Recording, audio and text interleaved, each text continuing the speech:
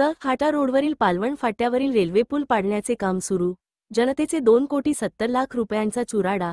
जबाबदार अधिकाऱ्यांवर कारवाई करा. डॉक्टर गणेश हवळे, बीड. अहिल्यानगर, बीड, परळी या रेल्वेचे स्वप्न बीडकरांनी गेल्या अनेक वर्षांपासून जागवले आहे. अनेक घडामोडी मागच्या काळात झाल्या, मात्र रेल्वे कधी येणार याबाबत काहीच सांगता येत नव्हते. मात्र गेल्या 5 वर्षांमध्ये रेल्वेच्या कामाला प्रचंड गती मिळाली असून बीड जिल्हावासियांचे रेल्वेचे स्वप्न पूर्ण 2025 अखेरीस पूर्ण होण्याची चिन्हे दिसत आहेत.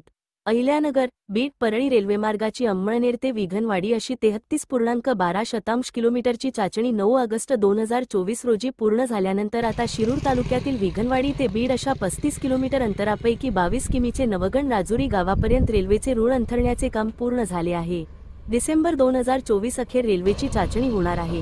पुढच्या टप्प्यातील नवगण राजुरी ते बीड अशा 13 किलोमीटर अंतरात रेल्वे रूळ अंथरण्याचे काम सध्या प्रगती पथावर असून जानेवारी 2025च्या शेवटच्या आठवड्यात या मार्गावरील सुरक्षेची चाचणी घेण्यात येणार आहे. मात्र बीड तालुक्यातील हाटा रोडवरील पालवण फाट्यावरील 8 ते 9 वर्षांपूर्वी तब्बल 2,70,00,000 रुपये खर्चून बांधण्यात आलेल्या रेल्वे पुलाचे सध्या क्रॉसमॅच होत असून सरळ रेषेत नसल्याने हा रेल्वे पूल पाडण्याचे सध्या काम सुरू असून जनतेच्या करातून तब्बल 2,70,00,000 रुपये बांधण्यात आलेल्या रेल्वे पूल पाडण्याचे काम सुरू असून संबंधित प्रकरणात जबाबदार अभियंता कारवाई करण्यात येऊन त्यांच्याकडून नुकसान भरपाई सामाजिक कार्यकर्ते तथा मुख्य प्रचार प्रमुख बीड जिल्हा माहिती अधिकार कार्यकर्ता महासंघ महाराष्ट्र राज्य डॉक्टर गणेश हवळे लिंबा गणेशकर, शेख युनुस हाटकर, सुदाम तांदळे व शिवशर्मा शेलार यांनी जिल्हाधिकारी बीड यांना केली आहे. 40 वर्षापासून विविध संघटना असतील, लोकप्रतिनिधी असतील किंवा रेल्वे कृती समिती असतील संघर्ष करत आहे.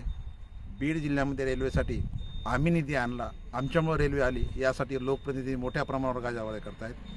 आता पुढच्या जानेवारी महिन्यामध्ये 2025मध्ये बीडमध्ये रेल्वे दाखल होईल अशाही वृत्तपत्रामध्ये बातम्या येत आहेत. पण आपण या ठिकाणी जर पाहिलं तर बीड तालुक्यातील चराटा या ठिकाणचा हा पूल आहे आणि हा पूल चुकीचा क्रॉस मॅच असल्यामुळं आता हा पूल तोडण्यात येतोय.